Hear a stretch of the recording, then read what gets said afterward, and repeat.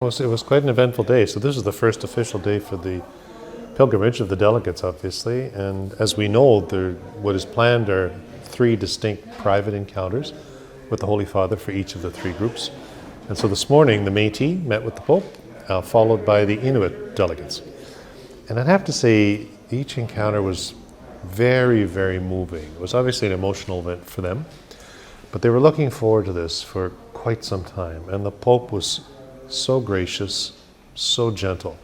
He welcomed each person individually as they came into the room, then we all took our seats, began with a brief prayer, and then we just turned it to the delegates to say what they felt they needed to say. And they didn't hold back. They shared everything that was in their minds, everything that was in their heart, everything they felt the Pope needed to hear from them. It was all done in a context of wonderful graciousness and respect, and I have to say a hopeful spirit for the future. Time and time again, I kept hearing them, including their leaders, saying, we want to walk together. We want to make this right. We want to be moving together into the future. The Pope, he listened so deeply and so intently, and you could see his responses on his face too, as he was hearing some of the more difficult encounters. Then he spoke. And just shared from his own heart what he wanted to say to them, and affirmed what they were saying, and was incredibly gracious in how he welcomed them to Rome, thanked them for having traveled such a great distance, and assured them that he was really taking everything that they were telling him deeply to heart. And that was clear. And I think the delegates themselves could sense just the deep authenticity of the Pope as he listened and responded. So very moving. And then, of course, there was the exchange of gifts too, which I thought was really beautiful. Beautiful to watch the way that they engaged with one another as they explained the gifts. Gifts that were very, very thoughtful. Gifts that were deeply reflective of their culture and of their traditions. Gifts that they had worked hard to create and make for the Pope.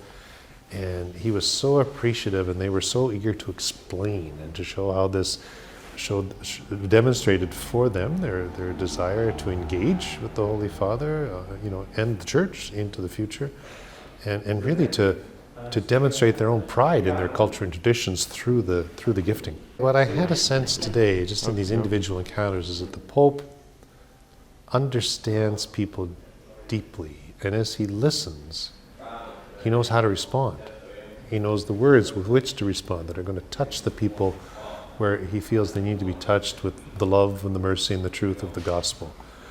I expect that's exactly what we'll find on Friday, whatever words or shape that takes. But he's going to have the week to think and to pray and to reflect upon all that he's hearing, and his own personal responses to this. And I think that's all going to be coming out, when he does speak to people on Friday. Well, again, we won't know what he says until he says it. And it's always a difficult guessing game to try and anticipate ahead of time. But I would say that if he were to apologize on Friday, I wouldn't be surprised. He's obviously very moved by what he's hearing. So he'll be wanting to express how he has been responding personally within himself to everything that he's hearing, I'm sure. Oh, well, let me start with Angie and Gary. I think I had a sense from them, and they've said it to others, that they found this to be an astoundingly beautiful moment in their own personal lives.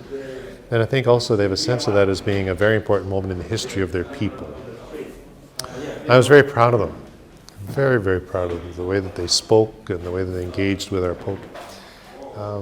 From the encounter that I had with the Inuit, I had the same sense, that this was, they just kept saying, in the midst of everything else, how honored, how humbled they felt to be able to have this extraordinarily privileged opportunity to meet with the head of the Catholic Church.